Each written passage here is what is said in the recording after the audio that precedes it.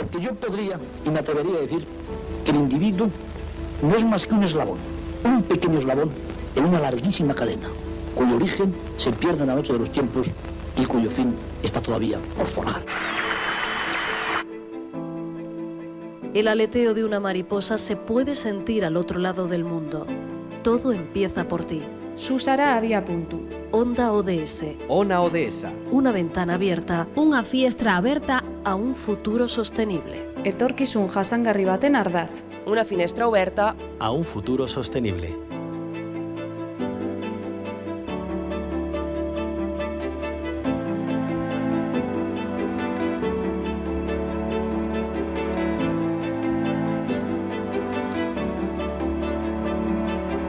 Pues vamos a comenzar ya, vamos a seguir con ese reto que nos lanzaban los anteriores ponentes. Decía Sonia que el partido se juega aquí y vamos a bajar precisamente a eso, a cuestiones concretas, ¿no? La ciudadanía, yo creo que lo tenemos claro todos, es un pilar fundamental, ¿no?, para llegar a conseguir un mundo más justo y sostenible.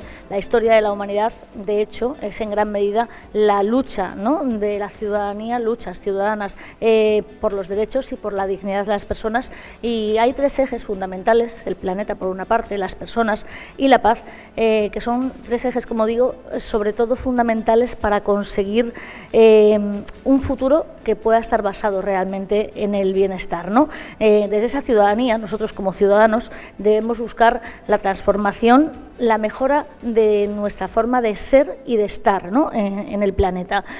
Nuestro mundo es un mundo globalizado, lo que sucede en el mundo no nos es ajeno, estamos interconectados, hagamos lo que hagamos, unos dependemos de los otros, y el poder de la ciudadanía para reivindicar, proteger y garantizar los derechos de todas y de todos en cualquier parte del planeta, bueno, pues debería de ser el motor de este cambio. Nosotros hoy lo que queremos aquí es conocer precisamente casos de éxito de participación ciudadana por un mundo más justo y más sostenible. La implicación de la sociedad civil en las decisiones políticas nos acerca, ¿no?, a ese progreso que persiguen los objetivos de desarrollo sostenible, y cada vez nos resulta a todos más habitual, ¿no?, encontrar en nuestras localidades, sean ciudades, sean pueblos, iniciativas de este tipo, ¿no?, para implicarnos a todos los ciudadanos en la toma de decisiones públicas que nos afectan en nuestro entorno más cercano, ¿no? ¿Qué calle necesita un carril bici? ¿Cómo vamos a poner de nombre a esta plaza? ¿En qué área de la ciudad nos gustaría construir un jardín, ¿no? Y estas plataformas no solo, como digo, están activas ya en ciudades, sino también en pequeños pueblos, porque todos, ¿no?, necesitamos estar unidos, como dice precisamente las Naciones Unidas, para alcanzar ciudades más abiertas, más transparentes y, en definitiva, más sostenibles. Y de eso queremos hoy hablar en esta mesa. Es una mesa que va sobre iniciativas ciudadanas por un mundo más digno y sostenible. Y aquí tenemos una red de expertos que nos va a poder hablar muy bien, ellos conocen muy bien, ¿no?, cómo podemos implicar a toda la comunidad en la elaboración de esas políticas públicas, de cómo podemos construir una sociedad más cohesionada y más participativa, porque necesitamos bajar a pie de calle, ¿no?, a pie de los ciudadanos. Y eso sí, por cierto, nosotros como comunicadores tenemos también ese reto, ¿no?, para vincular verdaderamente a la ciudadanía con las decisiones que toman los poderes políticos, los poderes públicos. Así que vamos ya a conocer a nuestra red de expertos hoy para que nos vayan hablando de sus iniciativas. Yo los voy a presentar a los tres, va a ser Antonio el que va a tomar en primer lugar la palabra, pero bueno, empezamos con Rosa. Rosa es ingeniera química, tiene una amplia experiencia en contaminación por olores, en ciencia ciudadana, coordina los proyectos Dinosis, Newsera, Horizonte 2020 y participa en otros proyectos de ámbitos de ciencia ciudadana. Es comunicadora científica, investigadora y bueno, pues se dedica a la innovación responsable. Es la creadora de la APP, me lo vas a poner difícil, Outdoor Colette, que está basada en una metodología de cuádruple hélice para la innovación abierta, y es CEO y fundadora de Science for Change, donde trabaja acercando la ciencia a la sociedad para obtener un impacto real. Es miembro del Consejo de Administración de la Sociedad Europea de Ciencia Ciudadana y asesora técnica de la iniciativa española Ciencia en el Parlamento. Tenemos también a Eva Morales, ella es arquitecta, es doctora en arquitectura, posee un máster en antropología, profesora de proyectos arquitectónicos de la Escuela Superior de Arquitectura en la Universidad de Málaga, nos pilla muy de cerca, y es socia fundadora de Cotidiana SCA, una cooperativa de trabajo que aborda la arquitectura desde una perspectiva socioecológica, trabaja desde la arquitectura y el urbanismo en la mejora de la vida cotidiana de las personas que habitan el espacio urbano, apostando por la ecología, la co-creación, la perspectiva de género, el hábitat cooperativo, así como la activación de vacíos urbanos, que ahora nos contarás de qué va eso. Y terminamos, porque va a empezar él, con Antonio Aguilera Nieves, es natural de Isla Cristina. Es licenciado en Ciencias Económicas y Empresariales con un máster en Recursos Humanos y actualmente es secretario general de la Fundación Sabia por el Compromiso y los Valores. Es especialista en políticas territoriales, transición ecológica y modelo alimentario y autor de varios libros como Antropoceno, La era de la tierra acosada por el hombre, Ínsulas, Sacapuntas, Una vida de aguilucha o Jarampa. No sé si lo he dicho bien. Antonio, muchísimas gracias y puedes tomar la palabra cuando quieras o vamos a estar aquí. Sí, me puedo quedar aquí. Pues sí. nos podemos quedar aquí, aunque no sé si tenemos presentación. No. Vale. No, y así somos breves y tratamos de ajustarnos al tiempo. A esos 10 minutos que nos han pedido más o menos para luego tener también la oportunidad de contestar a las preguntas. Muy bien, bueno pues gracias Camino, gracias por la invitación, enhorabuena por la jornada, por el encuentro. No sé si se oye bien, me escucho el ruido. Yo ¿Sí? creo que sí que se escucha bien. ¿Sí? Sí. Bueno. Muy bien, bueno, pues yo vengo hoy a compartir esta cuestión de las iniciativas ciudadanas, no sé si de éxito, pero en lo que estamos trabajando. Nosotros como Fundación Sabia nos consideramos miembros de la sociedad civil y aquí lo que nosotros nos planteamos es que tenemos que darnos cuenta de que estamos en un momento clave. Estamos ante un reto muy importante. Sí, ¿se escucha? Se escucha perfectamente, pero yo creo que a lo mejor podemos bajar un poquito para que tú no te escuches tanto. Vale, mejor. Bueno, pues lo que decía es que tenemos que darnos cuenta de la importancia del momento en el que estamos. Se habla en estos últimos meses, en estas últimas semanas, sobre la crisis derivada de la guerra en Ucrania. Nosotros estamos en la idea de que la guerra en Ucrania no ha hecho sino evidenciar la fragilidad del sistema sobre el que estamos construyendo. Estamos en un momento clave porque la ciencia y la tecnología nos permite hacer muchas cosas que nosotros tenemos claro que estamos en un momento clave. La guerra en Ucrania lo que ha hecho ha sido, pues digamos, evidenciar la fragilidad de un sistema que seguimos manteniendo en la hipótesis del crecimiento, ¿no? En la hipótesis de acumular riqueza, en esa hipótesis de que más es mejor. Entonces, pensamos que desde la sociedad civil sí tenemos mucho que decir, sí que tenemos mucho que hacer, sí que tenemos mucho que contribuir y tenemos que plantearnos en gestos cotidianos como el ir a comprar el pan, coger el coche, el transporte público o el coche en nuestra vida cotidiana, ir a comprar a un supermercado o a una tienda de barrio. Nosotros estamos en la idea de que eso son decisiones también políticas, porque con cada pequeño gesto, cada pequeña compra, cada pequeña decisión, estamos incentivando un modelo y al revés, penalizando otro, ¿no? Entonces, nosotros como entidad nos consideramos miembros de la sociedad civil y nos gustan precisamente este tipo de foros, pensamos que hay que debatir, pensamos que sobre todo hay que escuchar y cuando organizamos encuentros, debates con la gente, suele salir una inquietud, ¿no?, que es bastante colectiva, ¿no?, y es, si seguimos así, ¿qué le vamos a dejar a nuestro hijo? ¿Qué le vamos a dejar a nuestros nietos, no? A lo mejor más que una herencia le podemos dejar un castigo, porque por eso decía que estamos en un momento clave e importante, porque los que vengan detrás nuestra, dentro de 15, 20, 30 años, ya no van a poder cambiar la dinámica tal como la podemos hacer nosotros ahora. Y es donde entendemos que hay que asumir esa responsabilidad. Y lastimosamente muchas de las decisiones que se toman ahora nos parece que se toman en base a criterios políticos y económicos, o sea, en base a voto y compra. Y nosotros dijimos, bueno, ¿y si pensamos en los que vendrán detrás nuestra, en los que todavía no compran y los que todavía no votan? ¿Estamos tomando hoy decisiones que van a lograr que al menos nuestros hijos, que nuestros nietos vivan al menos como lo estamos nosotros haciendo ahora? Nos hicimos esa pregunta, le fuimos dando vuelta y llegamos a la conclusión de que podía ser buena una idea de que se crease una institución pública independiente que velase precisamente por los intereses de los que están por llegar. Una especie de defensor o defensora de las generaciones futuras. Y esa es, digamos, un poco la iniciativa que quería compartir hoy aquí, porque cuando le dimos forma a esa idea, dijimos, bueno, pues ¿esto de quién depende? Pues en máxima instancia de Naciones Unidas. Y nosotros cometimos la osadía de escribir una carta razonada y le dijimos a Naciones Unidas, desde aquí, además nosotros tenemos la sede en Sevilla, le dijimos una institución, una entidad muy pequeñita, y le dijimos a Naciones Unidas, ¿y qué tal si se crease esta figura? Nos llevamos la enorme sorpresa de que Naciones Unidas nos contestó, nos dijo que le parecía fantástica la idea y nos animaba a seguir trabajando para hacerla crecer y que quizás más pronto que tarde se pueda llevar a la Asamblea de Naciones Unidas.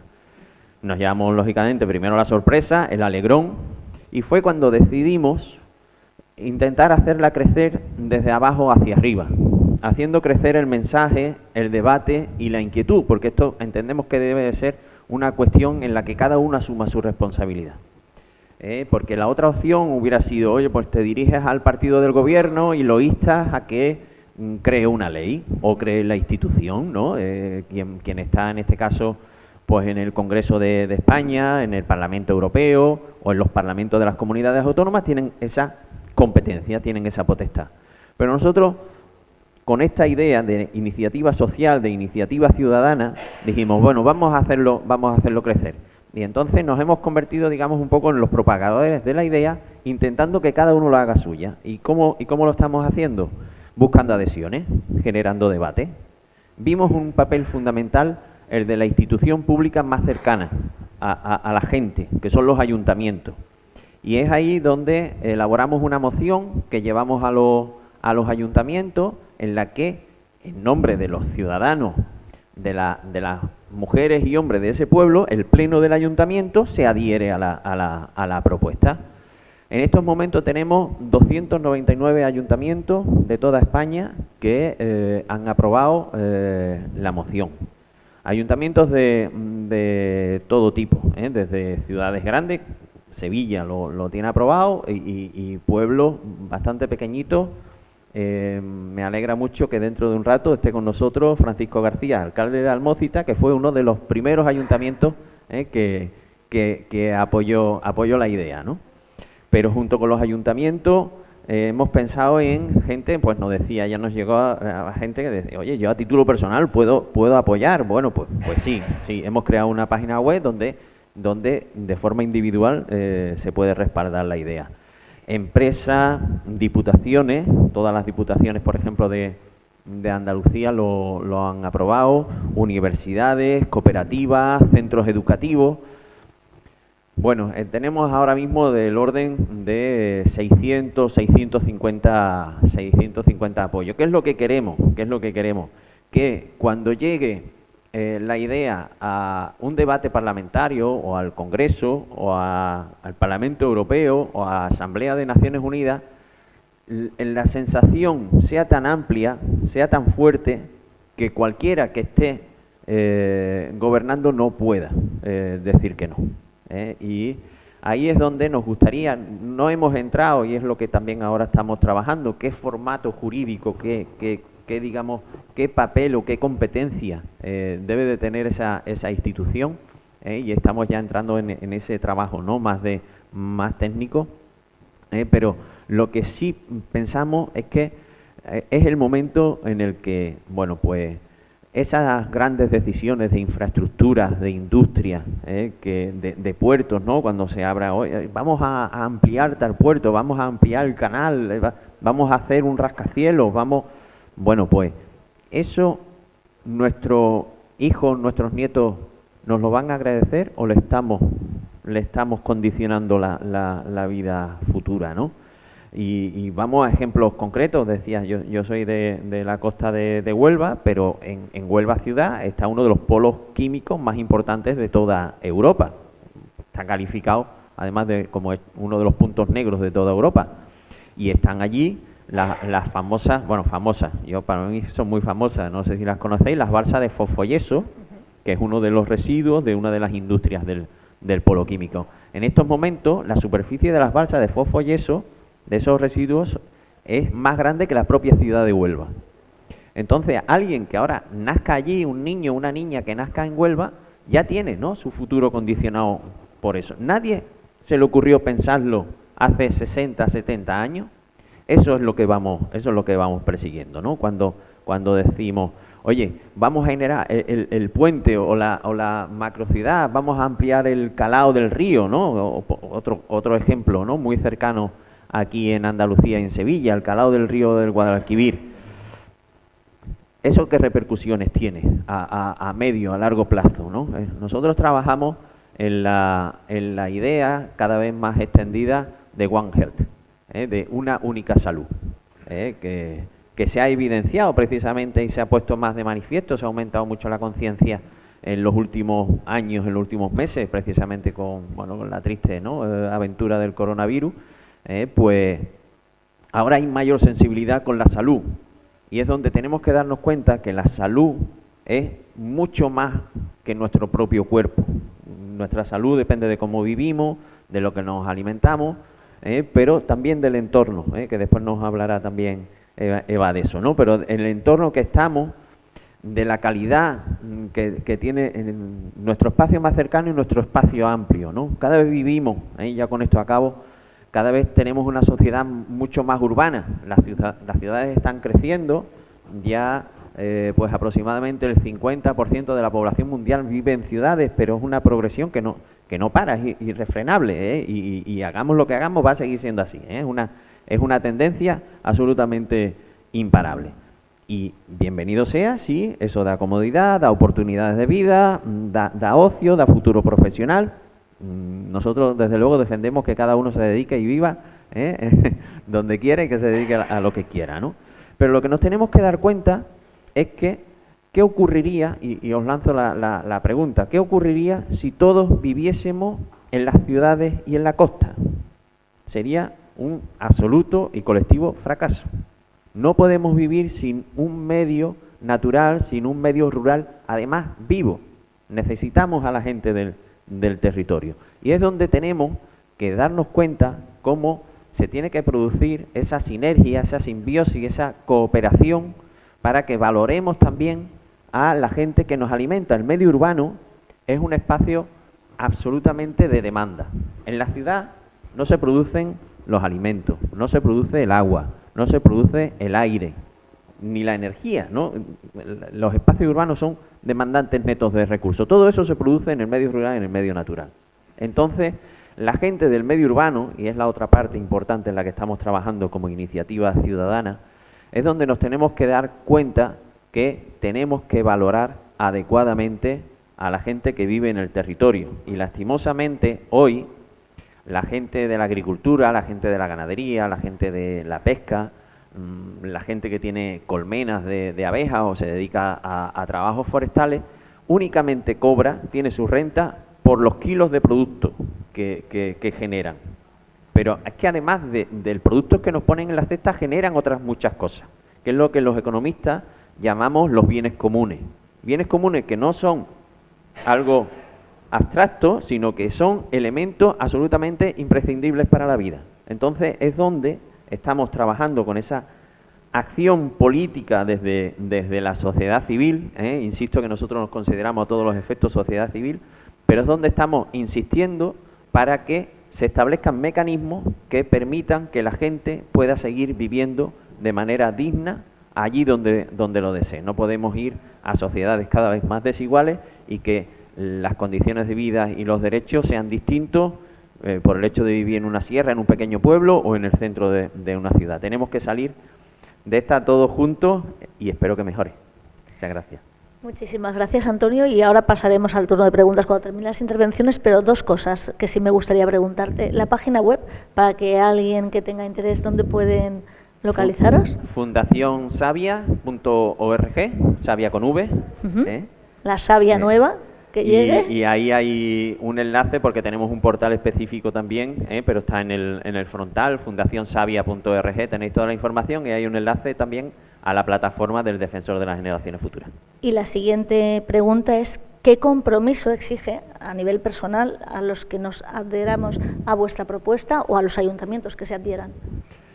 Compromisos con nosotros, ninguno, más allá de dejar constancia, ¿no?, de esa adhesión. Lo que nos gustaría, y eso sí pedimos, es que ese compromiso sea psicológico, mental, en cada una de las decisiones, ¿no?, que tomamos, y ahí es donde estamos convencidos de la relevancia del momento, ¿no?, en el que estamos. Entonces sí que nos gustaría que se activase ese chip con cada pequeña acción que tengamos. Fijaros, y a mí me gusta casi de vicio manejar datos. Nosotros tenemos como especie, como humanos, una cuestión natural absolutamente básica, que es la mejora. O sea, la mejora personal y la mejora paso a paso en los años y en las generaciones. Probablemente lo habéis oído a vuestros padres, a vuestros abuelos. Oye, yo me he hartado de trabajar para que mi hijo, para que mi nieto viva mejor, un poco mejor de lo que yo lo hago, ¿no? Pues fijaros que, curiosamente, en datos globales, estamos quizás ante un punto de inflexión de la civilización. No estamos ahora mismo en condiciones de garantizar que nuestros hijos y que nuestros nietos, siempre las medias globales son un poco crueles, pero no estamos en condiciones de garantizar que nuestros hijos y nuestros nietos puedan vivir al menos como lo estamos haciendo nosotros ahora. Hace 2 días salían los datos del incremento de la población global, ¿no? Y han salido bastantes noticias de las que habéis hecho eco, de qué condiciones de vida va a haber, ¿no?, dentro de 20, de 30 años, que es ya, pues lastimosamente en ese punto de inflexión nosotros lo que pensamos es que sí que debemos de asumir nuestra responsabilidad. Entonces por responder a la pregunta, con nosotros no hay más compromiso y en ese sentido nosotros también entendemos que como Fundación Savia, que somos una entidad pequeñita, esta idea nos va a sobrepasar, ya de hecho va creciendo, porque desde que ha sido declarada moción en la Unión Internacional de Conservación de la Naturaleza, que se aprobó en el Congreso de Marsella de septiembre del año pasado, ya es una obligación de las 6.000 entidades que participan de la UICN, con lo cual ya hay muchas entidades trabajando en distintos países. Estamos recibiendo noticias de Centro Europa, de Latinoamérica. Sabemos que esto no nos va a sobrepasar, pero encantados, si lo que precisamente queremos es generar esa conciencia. Generar conciencia, ese sería nuestro compromiso, tener esa conciencia nosotros, y ese incremento de la población nos lleva a otro reto también a nivel de habitabilidad, ¿no? Y aquí tenemos a nuestra arquitecta que va a hablarnos un poquito de cómo se puede conseguir llegar a ese reto en la mejor condición posible. Vale. Como tú quieras. Sí.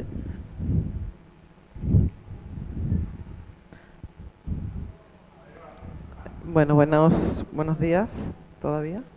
Bueno, un placer. ¿Puedes poner la imagen? Un placer estar aquí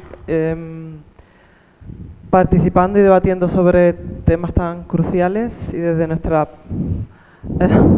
honesta y pequeña aportación a todo esto, desde nuestra forma de ser también como arquitectas y como urbanistas de lo cotidiano. Yo puedo ir pasando, ¿no?, desde aquí. Sí. Bueno, trabajamos desde la arquitectura desde un punto de vista ecosocial, entendiendo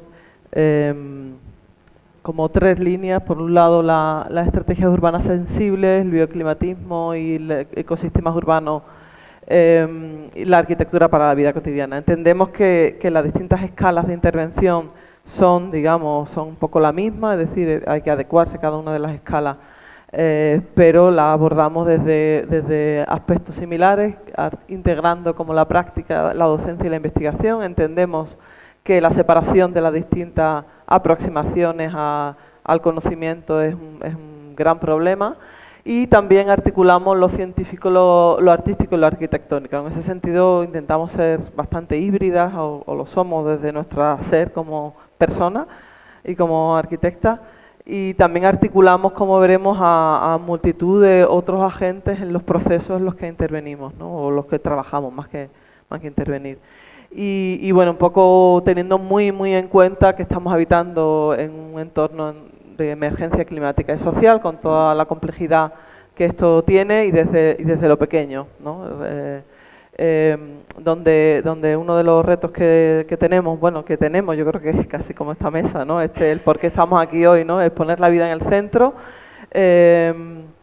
y entendiendo que somos seres interdependientes, ¿no? Como habla el ecofeminismo, que nos necesitamos las unas a las otras, y que somos seres ecodependientes. Entonces, digamos, con esta base, la pregunta es, bueno, ¿y cómo hacemos arquitectura? ¿O cómo transformamos la ciudad a la que queremos vivir?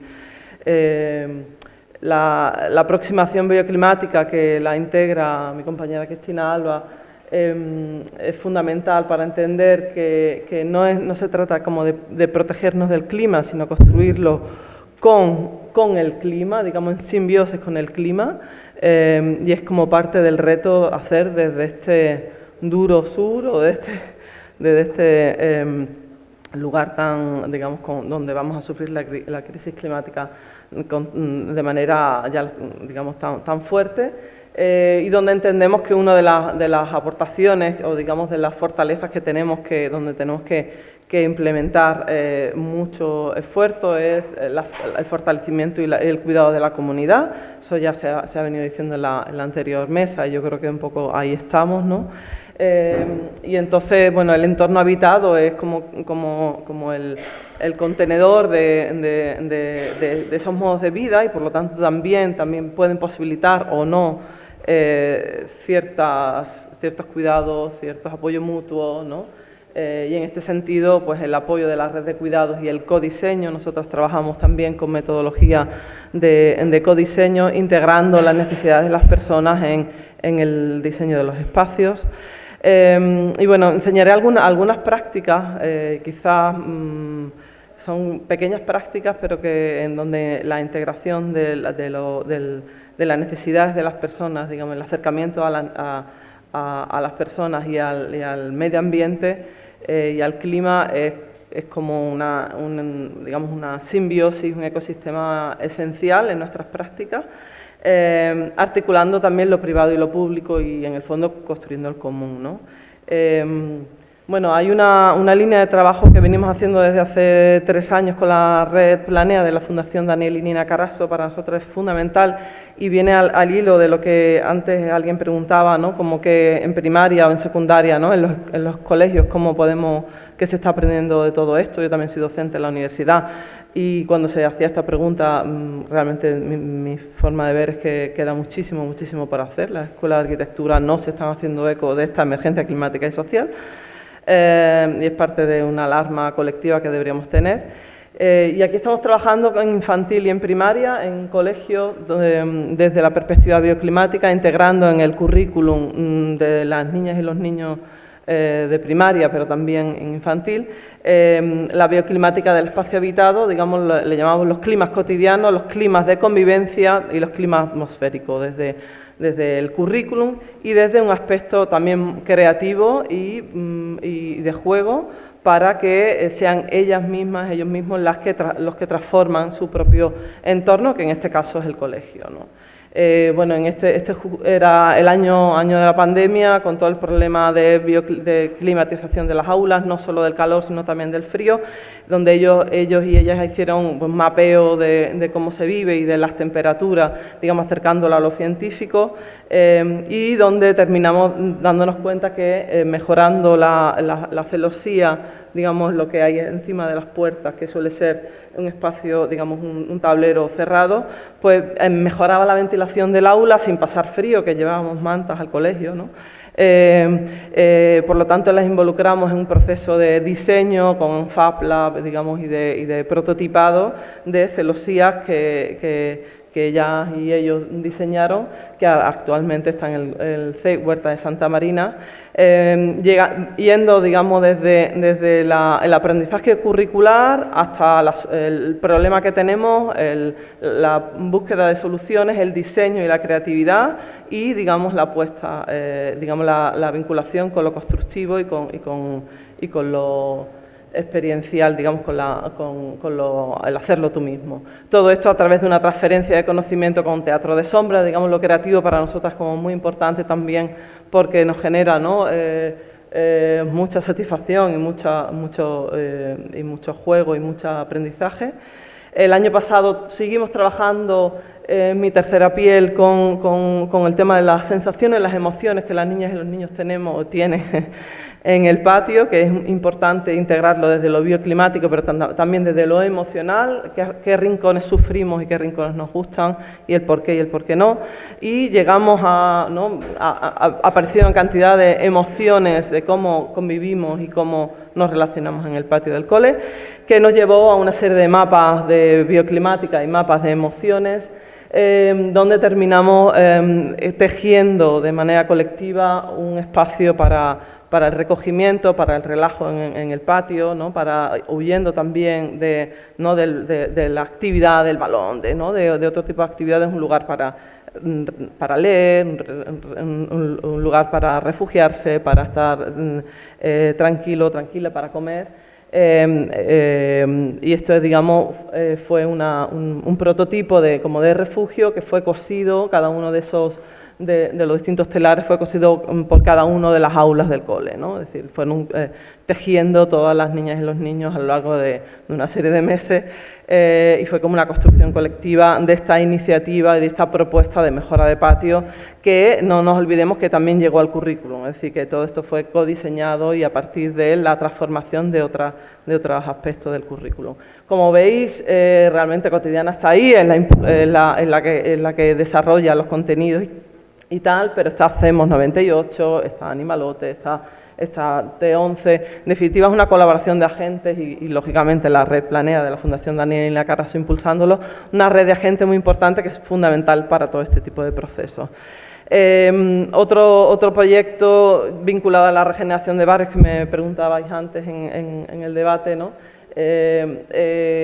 Una propuesta de mejora barrial. Realmente tenemos un reto importante que es la mejora de los entornos de las residenciales de los años 60, 70, 80, bueno, incluso los actuales, ¿no? Bueno, ya vamos mejorando, pero que genera mucha, digamos, que son muy insostenibles a nivel energético, a nivel de gestión del agua, a nivel, pero que tienen también una riqueza social que hay que poner en valor y que hay que repensar los espacios, ¿no? Estamos trabajando también con el apoyo de la Fundación Daniela Carasso, pero con la alianza del Ayuntamiento de San Juan del Alfarache, digamos, es una apuesta de mejora de política pública, y también con la alianza de Envisesa para la transferencia de conocimiento y de la experiencia, desde el trabajo, desde la mejora ecológica, tanto del espacio habitado como de las viviendas, y también social, digamos, hay una como articulación de la perspectiva de la vivienda, vecindad en transición, lo que nosotros llamamos la ciudad de los 5 minutos, el cómo el espacio de vecindad tiene que ser mejorado, y bueno, siempre pensando en espacios de ecogestión del habitar esenciales para la mejora de estos barrios. Siempre desde una perspectiva artística, hemos puesto en práctica las artes escénicas y cinematográficas, la importancia de la celebración como también motor de cambio y lugar donde la cohesión social se trabaja, las historias de vida del barrio, cómo vivíamos entonces y cómo vivimos ahora y qué tenemos que recobrar de aquella forma de vida que queremos mejorar, ¿no? Con paseos de reconocimiento colectivo. Y y talleres de sensibilización de la ecología en el espacio habitado con las vecinas y los vecinos, para para repensar desde la bioclimática popular, como llamamos, en los espacios que habitamos, ¿no? Esta es la antesala de propuestas de mejora barrial desde la perspectiva bioclimática y social. Actualmente llevamos 2 años acompañando, por otro lado, una cooperativa de vivienda que estamos viendo de qué manera conseguimos hacerla realidad. Con el grupo CAIS, digamos, de la mano, trabajamos desde una aproximación holística. Nosotros trabajamos en la parte de la arquitectura ecológica, pero está la jurídica, la gestión económica y convivencial. Realmente nos gusta, trabajamos con equipos multidisciplinares, aproximándonos y acercándonos a las necesidades de las personas. Es un trabajo muy bonito, también muy duro y muy poco reconocido, todo este trabajo de acompañamiento, pero lo vemos esencial para la gestión colectiva y del habitar. Las comunidades necesitan ese acompañamiento técnico para, digamos, apostar por diseños asequibles, adaptables, inclusivos, ¿no? Es decir, que luego se puede traducir en un edificio, en un espacio, pero está generado desde esa decisión y ese trabajo colectivo, y donde la bioclimática no es algo que venga desde arriba, de alguien que sabe mucho y es experta, sino que es trabajado desde lo cotidiano, ¿no? Siempre entendiendo lo que el espacio habitado tiene que ser germen de barrio, que no puede ser una célula aislada, ¿no?, del exterior, sino que es de donde se hace ciudad. Y bueno, una vez más, estamos trabajando con una multiplicación de agentes o diversidad de agentes importantes, que es parte, yo creo que las transformaciones locales requieren de esa diversidad de aproximaciones, ¿no? Y ya para terminar, una última experiencia que estamos haciendo de mejora de un entorno docente. Y bueno, me alegra, son pequeñas intervenciones. En este caso estamos como quitando hormigón, ¿no? Un pequeño y simbólico paso, ¿no?, de colegios que no se han construido hace tanto tiempo, pero que están hormigonados, ¿no?, para ser muy limpios y que están generando un calor urbano bestial y que también genera, digamos, parte del problema que tenemos en la ciudad, y reverdeciendo los patios de colegio y generando espacios de sombra y quitando hormigón y en más espacios de tierra. Es muy, muy sencillo, esto es en el CEIP Marie Curie, aquí en Sevilla, y bueno, simplemente enseño un par de imágenes, ¿no?, que esto ha sido la semana pasada, realmente de quitar losa de hormigón y traer tierra, ¿no? Como las máquinas llegan, pero no para verter hormigón, sino para quitarlo, ¿no?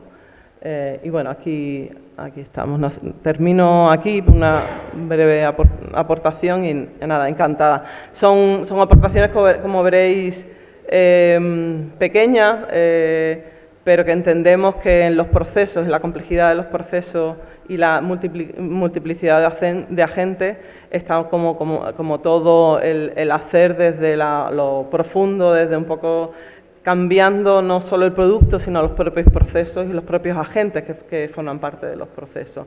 Desde lo privado, es decir, nosotros somos una cooperativa, pero una cooperativa privada, ¿no?, es decir, sin ánimo de lucro y tal, pero privada, pero articulando siempre con las entidades públicas y trabajando con el común y, digamos, con las comunidades. Venga, muchísimas gracias. Muchísimas gracias, Eva, y yo creo que aquí es... Bueno. En toda esa parte que planteaba de intervenir en los colegios, ¿no?, también tiene que ver con que los propios niños, que son la sociedad del mañana, se impliquen también en saber qué sociedad quieren construir, que no seamos solo los adultos quienes decidamos por ellos, sino que ellos tomen conciencia de que van a tener esa capacidad de decidir y de gestionar, ¿no?, esas ideas, ¿no?, esos proyectos. Y una pregunta, y luego ya pasamos al turno de debate, como decíamos, en los barrios, en todo lo que hacéis en los barrios, me imagino que es fundamental implicar a las personas que allí viven para que, una vez que dejáis de intervenir en el lugar, eso siga adelante. Sí, o sea, es una de las, vamos, ha sido el motor inicial y continuo en todo el proceso, y es todavía, ¿no? Es decir, trabajar con las comunidades. Es lo más, no digo lo más complejo, pero es complejo en el sentido de también, bueno, también hemos coincidido en la etapa de pandemia, donde el miedo, ¿no?, a compartir, aunque por otro lado también hemos vivido que compartiendo hemos llegado a más y hemos salido del aislamiento. Pero sí, realmente los proyectos no son nuestros, los proyectos son de las propias comunidades, ¿no? Y ahí está, digamos, el trabajo, y de hecho lo hemos trabajado con esta conciencia dicotómica desde la teatralidad y desde la cohesión, desde la diversión, llegando a poner en valor muchos de los encuentros y de las comidas de barrio y de las verbenas y de las iniciativas colectivas que tenían estos barrios y que por distintas razones se han ido perdiendo, y ahí es donde hemos llegado a decir, bueno, ¿y por qué no recuperamos esos espacios de encuentro? De todas maneras, yo creo que una de las claves está ahí también, en el que las comunidades trabajen. Nosotros lo que proponemos son oficinas de barrio, desde la ecogestión, y ahí un poco, no sé si lo decía antes el ponente de antes, ¿no?, de quién toma las decisiones, pues quizás, digamos, desde lo pequeño, desde la escala de barrio, oficinas de ecogestión barrial, en el sentido de que las distintas representaciones y, lógicamente, con el trabajo comunitario, puedan tomar decisiones pequeñas de un barrio, pero pequeñas que son vividas por todas las personas del barrio diariamente, ¿no? Pues los parterres, el tema del pipicán, que tienen problemas, o sea, problemas diarios de las basuras, de los coches, ¿no?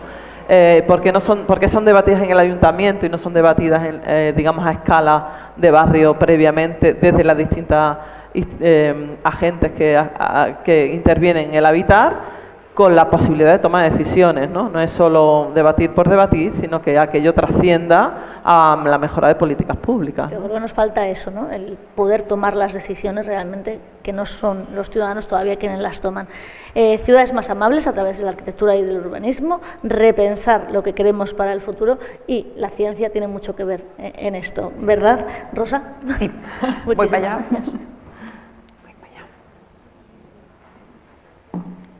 Bueno, hola a todos, yo os voy a hablar de ciencia ciudadana, y antes de empezar me gustaría saber quiénes de vosotros estáis familiarizados con el concepto. No sé si podéis levantar la mano. Muy bien, uno por allí. ¿Nadie más? Bueno, luego hablamos. Pero bueno, es una disciplina bastante joven, pero que tiene, en realidad, existe de toda la vida, ¿no? Las personas que pues observaban las estrellas, los agricultores del medio rural, ¿no?, todos eran científicos y científicas ciudadanos. Lo que pasa es que aún falta un poco de reconocimiento. Y os explicaremos qué hacemos en este sentido desde Science for Change para crear este mundo más digno y sostenible del que estamos hablando hoy. Y también cómo podemos tomar decisiones todos juntos. Entonces, la ciencia ciudadana, os voy a explicar muy brevemente 7 razones para decir sí a esta disciplina. Permite alinear la ciencia con las necesidades de la sociedad, es decir, los científicos salen de su laboratorio, entienden lo que necesitan las personas desde el territorio, y a partir de ahí comienzan la investigación. Permite generar nuevos datos para cubrir huecos de conocimiento con las personas que participan activamente en estas investigaciones. Cubre cualquier disciplina científica, incluidas las ciencias sociales, para abordar retos pues ambientales, sociales, incluso de salud. Tiene mucho potencial para informar mejores políticas públicas y para permitir estos procesos de toma de decisiones con la ciudadanía, y también promueve la concienciación y cambios de comportamiento, además de tener un potencial educativo muy grande y fomentar el pensamiento crítico, un gran potencial comunicativo y permitir la lucha contra la desinformación. Pues, esto es una manera, hay muchas maneras de hacer ciencia ciudadana, y os presento aquí como los diferentes niveles de participación que hay. Está como el básico, que es cuando, ¿os acordáis cuando nos preguntaban, ¿no?, si queréis, dejas usar tu ordenador para la ciencia, ¿no?, y dejabas ahí parte de tu memoria, y era una participación totalmente pasiva, y podemos llevarnos al extremo, ¿no?, una participación totalmente activa en la ciencia ciudadana, en el modelo que llamamos de ciencia ciudadana extrema, en el que puede participar cualquier persona, no solo pues los fans de la ciencia o los que les gustan observar aves, por ejemplo, ¿no?, sino cualquier persona con cualquier nivel educativo, de cualquier género, cualquier nivel sociocultural o socioeconómico que tenga una preocupación, que quiera abordar un reto pues territorial o local de su barrio, ¿no? Y se puede participar en todas las fases del proceso, desde la definición de la pregunta de investigación con las personas que están sufriendo ese reto, como el diseño del proyecto, como la fase de recolección de datos, que esta es como mínimo las personas tienen que participar en esta fase, como también su análisis, la toma de decisiones final, ¿no? La propuesta de acciones y la toma de decisiones. Entonces, no podemos olvidarnos que realmente hacer ciencia ciudadana es hacer ciencia, o sea, que nosotros estamos generando datos, pero la diferencia es que las personas participan activamente en la generación de estos datos. Entonces, podemos complementar datos ya existentes, datos oficiales, imaginaros estaciones de monitorización de aire, de calidad del aire o de clima, por ejemplo.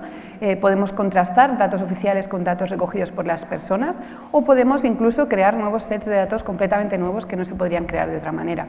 Y también nos permite pues, hacer esta monitorización en un momento puntual o continua a lo largo del tiempo para abordar retos como la emergencia climática, por ejemplo.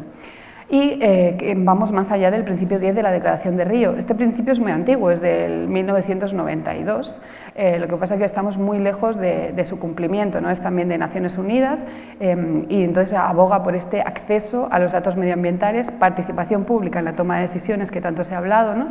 Y acceso a la justicia ambiental. Sin embargo, la ciencia ciudadana permite no solo acceder a estos datos, sino que son los propios ciudadanos los que se convierten en generadores de estos datos y permite asimismo dar cumplimiento a los objetivos de desarrollo sostenible, incluso a monitorizarlos, ¿no? Pues la ponente anterior decía, ¿no?, que nos faltan muchos indicadores. Os he puesto aquí una referencia de un paper por si os interesa, donde hemos averiguado, ¿no?, que el 33% de los indicadores asociados a estos objetivos de desarrollo sostenible podían ser medidos por proyectos de ciencia ciudadana.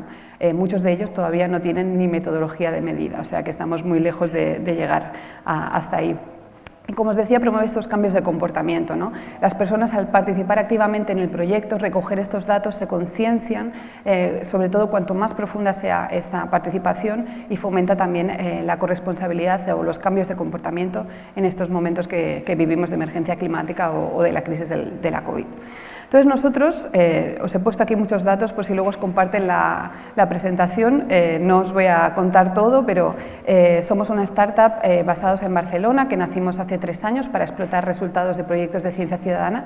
Ahora realmente hemos crecido bastante y tenemos pues un montón de proyectos en marcha que os daré algunos ejemplos de lo que hacemos. Nuestra metodología consiste en fomentar estos proyectos de ciencia ciudadana y de participación pública en la ciencia para crear con los diferentes actores desde abajo siempre pues nuevas series de datos que permitan innovar socialmente, ¿no?, y abordar estos retos sociales, ambientales o de salud. Y también nos gusta mucho intentar cerrar el círculo para informar las políticas y hacer posible esta participación en la toma de decisiones. Intentamos también involucrar a todas las partes implicadas en el reto, sobre todo a nivel territorial, para fomentar investigaciones colaborativas, no involucrando solo a la ciudadanía, sino también a las autoridades locales, al sector público para poder hacer esta toma de decisiones, al sector privado cuando es relevante y también pues, a otros expertos para trabajar de manera interdisciplinar.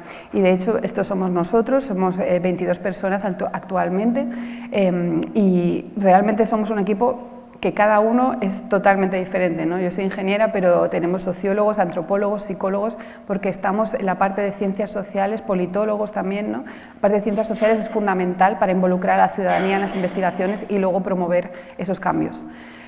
Os voy a enseñar un poquito los proyectos que tenemos, sobre todo trabajamos a nivel europeo, pero bueno, si conocéis el programa Horizon Europe o H2020, el anterior, sabéis que estos proyectos siempre se trabajan en consorcio, con lo cual al final lo bueno es que trabajas a nivel europeo, pero replicas y validas metodologías a nivel más local, ¿no? Entonces, bueno, como os decía antes, la ciencia ciudadana permite abordar cualquier disciplina científica, entonces tenemos un montón en diferentes temas, como podéis ver aquí, os explicaré algunos, no todos. Nos gusta decir que lo co-creamos todo y entonces trabajamos pues, con temáticas como por ejemplo la biodiversidad, comunidades energéticas, temas de salud, contaminación del aire, residuos, bioeconomía circular, etc. Todo empezó por este proyecto. Yo soy experta en olores, que es un poco raro, pero hay muchas comunidades afectadas en materia de olor. Aquí en Sevilla hay una depuradora que creo que causa bastantes problemas desde hace bastantes años, por ejemplo, y normalmente no hay regulación. Entonces, bueno, creamos este proyecto para intentar promover o validar esta nueva metodología basada en ciencia ciudadana para permitir a las personas que sufren este tipo de contaminación mapear colaborativamente y entender. No sé si ¿oís bien? Vale, yo oigo un pip. Vale, para que ellos puedan crear estos mapas de olor colaborativos y entender el problema. Y como os decía que no hay regulación, también un objetivo muy importante era pues, trabajar a diferentes niveles de gobernanza para promover un marco común europeo que nos permita proteger a la ciudadanía que sufre este tipo de contaminación, que es la segunda causa de queja medioambiental después del ruido. Y entonces, pues como era muy complejo, creamos este modelo multinivel, tanto de participación como de gobernanza, y al final trabajamos pues, en nuestros 9 países, haciendo pilotos, pero a escala también local, para luego escalarlo a nivel global, ¿no? Entonces tuvimos diferentes impactos. Usamos esta app, que si estáis, os gustan los olores o tal, también se puede mapear buenos olores, o sea que os animo a descargarla. Es obviamente gratuita y de acceso abierto a todos los datos generados. Tenemos ya más de 12.000 observaciones en todo el mundo y al final nos permite construir este mapa colaborativo. También en realidad hacemos un montón de acciones educativas, que no os he traído fotos, pero parecidas a las que ha presentado Eva antes en escuelas, bibliotecas, museos, mezclando arte y ciencia, también el componente cultural, antropológico del olor, que es muy potente, pero al final lo que queríamos era focalizar en contaminación por olor. Y como ejemplo de éxito, pues bueno, trabajamos este modelo multigobernanza, ¿no?, con las personas involucradas y llevamos a la ciudadanía a un evento al Parlamento Europeo para presentar los resultados y pedir este marco común. Y bueno, pues allí llevamos a representantes de la gente que había participado en el proyecto, también de la industria, también de sector público, etcétera, y la Comisión Europea estaba allí, el Comité de las Regiones, etcétera. Hicimos un evento que fue muy bien, pero no sabíamos qué iba a pasar. Y estamos muy contentos porque al cabo de unos cuantos meses, esto fue el año pasado, pues hemos conseguido introducir este parrafito en este amendment que el Comité de las Regiones presentó al Zero Pollution Action Plan, que es parte del Pacto Verde Europeo, donde se dice la importancia, ¿no?, de la ciencia ciudadana y la participación del público para medir, ¿no?, y afrontar estos retos de contaminación por olor. Así que estamos muy contentos. En España las competencias están a nivel municipal, porque la contaminación por olor es algo muy local, pero claro, hay menos de 20 ayuntamientos ahora mismo en España que tienen una ordenanza específica para medir olores. Son casos en los que hay mucho conflicto socioambiental y bueno, esperamos que las guías pues sirvan también para dar un poco de apoyo, ¿no?, a estas regulaciones y que cada vez hayan más. Otro ejemplo que os quería presentar es Transform. No sé cómo voy de tiempo. Bueno, 3 minutillos o 4. Aquí lo que hacemos es trabajar más a nivel local, integrando la ciencia ciudadana en las estrategias de especialización inteligente de 3 regiones, Cataluña, Lombardía y Bruselas. Estamos muy contentos porque aquí los impactos han sido más a nivel regional y local y hemos hecho 2 pilotos, uno en materia de residuos y otro en materia de salud, que salió totalmente de la nada porque el mío era los residuos, ya sabéis, olores y residuos va de la mano, pero fruto de la participación que tuvimos en los talleres iniciales del proyecto, hubo un hospital, el Hospital de Sant Pau en Barcelona, que se implicó muy activamente, nos habló del reto de la endometriosis y al final decidimos hacer un segundo piloto que os enseñaré aquí. Ahora, llevamos 2 años trabajando con mujeres que padecen endometriosis. Es una enfermedad que afecta al 10% de las mujeres en edad fértil, 10%, y se diagnostica en media a los 6-8 años de estarla padeciendo. 6-8 años, o sea, las cifras son abrumadoras y no se habían actualizado los datos desde los años 70. Entonces, cuando planteamos este proyecto para incluir a la paciente en la investigación, entender el viaje que hizo por los servicios de atención e intentar mejorar el diagnóstico y esta atención, los ginecólogos lo primero que dijeron fue de ¡ay, qué bien! Vamos a actualizar los datos, vamos a escribir muchos papers, no están desde los años 70, ¡qué bien! Dijimos, no vamos a hacer eso, vamos a trabajar con las mujeres como coinvestigadoras, ellas nos van a decir qué necesidades tienen, vamos a entender cómo ha sido este viaje por ellas a través de los servicios y ellas mismas van a escribir las recomendaciones para las políticas, ¿no? Y ahora tenemos este resultado que está público si os interesa, es un policy brief que estamos presentando pues, a la Generalitat, lo vamos a presentar en el Parlamento de Cataluña, etcétera, para pedir esta mejora a los servicios de acuerdo con las necesidades manifestadas por las propias mujeres coinvestigadoras. Un último ejemplo pues es Hub, en temas de bioeconomía circular, para que veáis que la temática es como muy diferente. Aquí hemos codiseñado un juego con 8 ciudades europeas para que las personas puedan decidir cómo va a ser el sistema de tratamiento de residuos en su ciudad y entonces también para facilitar la aceptación de estos nuevos productos que se generarán a partir de los residuos como bioplásticos, biofertilizantes, etcétera. Y por último, ya que estamos en un foro de comunicación y que creo que hay bastantes pues, periodistas y comunicadores en el público, os voy a presentar también un efecto colateral de los proyectos de ciencia ciudadana que tienen sobre las personas que participan y que es que ellos mismos se convierten en comunicadores científicos porque están tan motivados, ¿no? Pues que empiezan a hablar de los resultados del proyecto pues, con sus familias, usando sus propios medios, sus propias redes, etc. Y esto nos permite también pues, fomentar el pensamiento crítico e incluso contribuir a la lucha contra la desinformación. Tenemos 2 proyectos, o 3 al respecto, muy rápido os explicaré. Newsera surgió como necesidad propia nuestra, porque como investigadores muchas veces no sabemos comunicar, necesitamos, ¿no? a los comunicadores, periodistas, etcétera, los expertos para que nos ayuden a llegar a esta ciudadanía. Por ejemplo, como ingeniera yo tampoco sé hablar con la gente en un lenguaje entendible probablemente, o igual pues sabemos escribir papers pero no sabemos pues hacer otro tipo de comunicaciones para que esas investigaciones lleguen a la sociedad, ¿no? Y entonces, pues aquí lo que hacemos es co-crear estrategias de comunicación innovadora para proyectos de ciencia ciudadana que quieren dirigirse pues, a ciudadanía, a decisores públicos que quieran tener impactos en políticas, a la comunidad académica, otros científicos que trabajan en el mismo ámbito pero que no son creyentes de la ciencia ciudadana, ¿no? Para superar estas barreras y promover el reconocimiento, y también al sector privado para generar pues, nuevos modelos de negocio, por ejemplo, que permitan dar continuidad a los proyectos. Estamos trabajando con 38 proyectos de ciencia ciudadana como pilotos en Italia, España y Portugal, generando comunidades de práctica, y solo para que lo sepáis, si os interesa, a finales de marzo aproximadamente sacaremos los resultados finales del proyecto. Os he puesto también links aquí a los policy briefs, a la web y al vídeo, donde explica estos laboratorios de co-creación que hemos estado haciendo con estos 38 proyectos en los últimos 3 años, para que tengáis más información. Tenemos otro de periodismo científico, que también estamos definiendo estándares, principios e indicadores de comunicación, que os animo a mirar la página web. Y por último, esto es primicia mundial, aún no lo he presentado en ningún sitio, vamos a coordinar el futuro Centro de Competencias de Comunicación en Ciencia europeo. Estos son el consorcio que presentamos la propuesta y afortunadamente pues, nos la han aprobado, y aquí solo os lo quería presentar porque va a haber un montón de oportunidades de participación en este proyecto para periodistas, comunicadores, también temas con radio, participación pública en la ciencia, etcétera. Hay un montón de acciones previstas, empezará en abril del 2023, así que si queréis participar, escribidme, ¿vale? Y os mantendremos informados. Y eso es todo, muchas gracias. Muchísimas gracias, Rosa. Y ahora vamos a dejar, porque vamos ya mal de tiempo, que toméis la palabra y que intervengáis haciendo cualquier pregunta o lo que se os ocurra. ¿Quién quiere intervenir? ¿Alguien que quiera apuntar algo?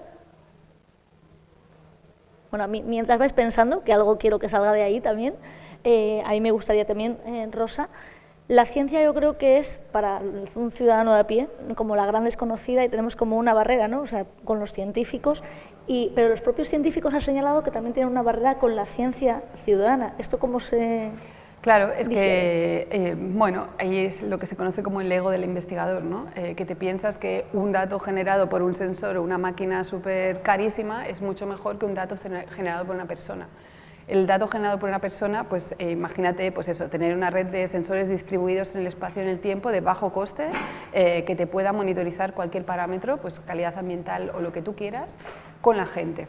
Esa red es mucho más rica que no tener 6 puntos distribuidos en el espacio, carísimos, súper precisos.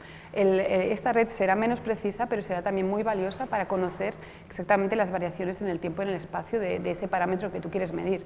Y no solo eso, es que las personas son las conocedoras de su entorno local, ¿no? Entonces ellas te van a decir pues, cómo les afecta eso, qué les preocupa, cómo solucionar ese reto, una respuesta que no te va a dar un sensor nunca, por muy preciso que sea, ¿no? Y también ellas mismas a la vez se conciencian, ¿no? Que es lo que decíamos, ¿no? Y por ejemplo nuestros comportamientos, como decía antes Antonio, ¿no? De si decido coger el autobús o abrir la nevera o la persiana o enciendo la luz, ¿no? Pues todo esto al medir también te das cuenta del resultado de tus acciones en tu entorno local, ¿no? Y también te empodera para poder cambiarlo. Una toma de conciencia, ¿no? Como la que decía Antonio. Yo creo que lo hemos visto muy claro, o por lo menos a mí me ha quedado muy claro, en el ejemplo de la sanidad, ¿no? Que es la parte de la ciencia a lo mejor que más nos toca a nivel personal, el cómo los pacientes se involucran también en la mejora del sistema sanitario. Sí, sí, las mujeres la verdad es que estaban contentísimas del piloto, pero ya no solo por todo el periplo que ellas han sufrido, ¿no? Sino para que otras mujeres que vengan detrás no les pase lo mismo, ¿no? Y además que es una enfermedad muy holística, o sea, claro, antes se trata solo desde el punto de vista ginecológico, sin embargo te afecta al sistema digestivo, a problemas de infertilidad asociados y muchos psicológicos, la gente no te cree, laborales, ¿no? De cada mes pues igual estás incapacitada literalmente, ¿no? En la cama porque te duelen los ovarios, ¿no? O lo que sea. Y pues ya están, hasta tu propia familia duda de ti, ¿no? De que te estás quejando demasiado, ¿no? Y entonces pues toda esa visión holística la quieren incorporar pues eso, a ese acompañamiento necesario, ¿no? Que a veces no es solo pues el diagnóstico clínico de esas enfermedades específicas, sino también un conjunto de factores que te afectan a tu salud global y a tu calidad de vida en general. No sé si que habéis pensado ya algo para... Lo han dejado todo muy claro, han hablado muy bien, eso es verdad, o sea que creo pero alguna pregunta tenemos que lanzar por aquí. Por cierto, y esto también va para ti, Rosa, en este último proyecto del que nos has hablado, que se va a poner en marcha en 2023, que te contactemos, ¿cómo y para qué? O sea, ¿cómo podemos colaborar? Pues aquí vamos a crear una serie de embajadores nacionales de comunicación en ciencia en la Europa 27 más Reino Unido y Ucrania. Esa es la idea. Y entonces se van a hacer muchas acciones para como promover la comunicación en ciencia excelente desde cada país, también a nivel nacional e incluso local, y también para involucrar pues, a la ciudadanía en esas decisiones. Hay un montón. También tenemos acciones para informar políticas, por ejemplo, hacer incidencia política, ¿no? De cómo mejorar la comunicación en ciencia, por ejemplo, en festivales, arte, o sea, queremos llegar a muchos sitios donde normalmente la ciencia no está presente también para que la ciudadanía se acerque a la ciencia, que al final es el objetivo último del proyecto, ¿no? Entonces habrá un montón de acciones, yo creo que hay cabida para todo el mundo. Entonces, bueno, es esperar a que se lance en abril y si os gusta, pues os apuntáis. Aquí vete con unos cuantos teléfonos porque creo que tienes un buen caldo de cultivo y como yo decía al principio también en vuestra presentación, la comunicación en todos estos retos creo que es fundamental, ¿no? Para llegar a la ciudadanía, entonces aquí los comunicadores también tenemos un papel importante. Bueno, muchísimas gracias, no sé si queréis hablar algo más entre vosotros o... Agradecer en este caso a la EMA haber propuesto este foro de debate para empezar a pensar. Muchísimas gracias a los tres por haber intervenido y a vosotros por estar aquí.